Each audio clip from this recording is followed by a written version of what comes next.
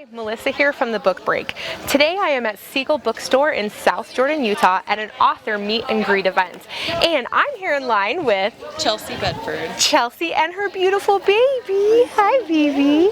All right, see, you can start out as a reading fan even really young. So tell me, who are you here to see? Clair Poulson. Clair. All right, guys, let's go talk to Clair Poulson. So Clair, thank you so much for being with me. Well, thank you for having me here. So I've been lucky enough to know you for a number of years, and you've had a lot going on. I've been busy. So, okay, how many books do you have out total? Well, if you count the ones I did, 3 that were self-published, and then Lee Nelson did one for me. So counting those, I have 39. 39, awesome. And you just had this one right here, Yes. Entangled. And tell me a little bit about your piece in this book. Well, my piece in there is based on law enforcement, but it's called Corruption, and there's a reason for that, because there are some corrupt officers out there.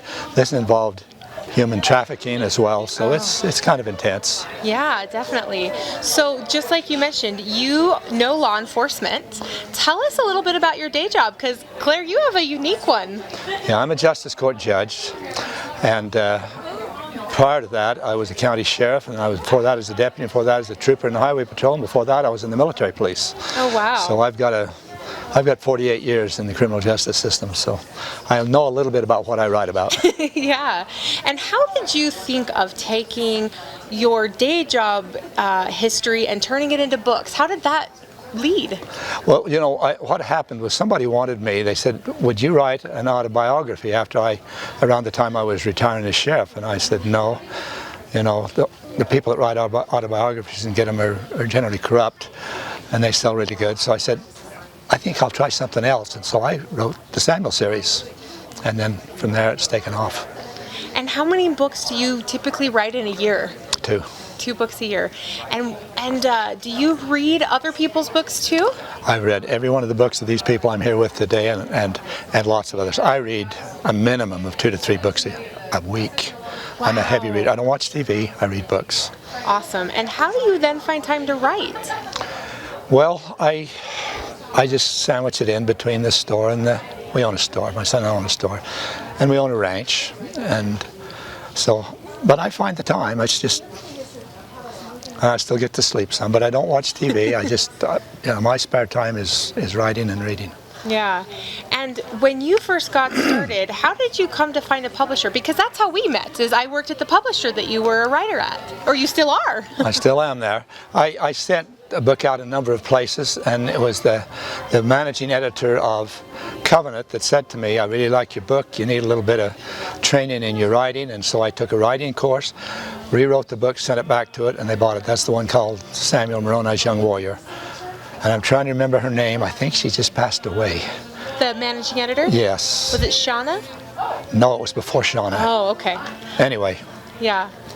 But so tell me about how your writing has progressed over the years, because you said originally you took a course. How have things changed? Well, you know, when I took that course, I was wanting to do Book of Mormon novels, and I did 4 of those. And then some of the folks at Covenant said, why don't you try something in the area that you're involved in? And so I wrote a book called I'll Find You, and it went huge for me. And meantime, I had written a book that ended up as Relentless as a non-LDS, and I had actually had an agent from down in San Jose, California, was starting to look for places to put that book. And then after I'll Find You went so big, I thought, okay, I'm not going to do this. So I let my agent go, and I rewrote that book, and it did very well too. And I've just stuck with it ever since. Yeah. And do you continue to do education in your writing? I try to do some, yes. You know, I know probably more about the law enforcement field than most writers and the courts as well. And I like to inform people a little bit about what goes on there. And contrary to what some people think, my stuff's pretty accurate when it comes to law enforcement and courts. Yeah, what are some of the insights that you know, because being in the system, that maybe somebody else might know when they write these books? Well, you know, just to give you an example, Covenant asked me to help a person on a book a few years ago, and it had to do with accident investigation. And they had 2 cars that collided, went apart, came back and collided again. That doesn't happen, and I know that because I investigated thousands of accidents. Yeah. Just simple things like that, you know, that I've had to deal with. And I remember an individual once that did a little thing on my book said, he doesn't know how cops talk. And I thought that's funny because I've been a cop, you know, and I'm around cops all the time in my work now. Yeah. But not TV cops, I guess. So. Right. You know the real ones. And another evaluator said one time, I had said something about an officer and he was afraid, and they says, officers have no fear. And I thought, you've never looked down the barrel of a loaded 12-gauge shotgun, and I have, in a felon's hands. And believe me, cops get scared too. Oh yeah, definitely. So tell us some of the things that you have coming up. Okay, Pitfall is the book that'll be out in February, and that deals with a young man who runs away from his adoptive home because he's picked on by his older brother who is littler than him, and he ends up back in Utah, and all kinds of crazy things happen in that book, and a pig gets involved. I have a farm and I've had pigs, and a pig gets involved in that book, believe it or not. And what kind of animals do you have on your farm? Well, my kangaroo died, so I don't have a kangaroo anymore. Goodness.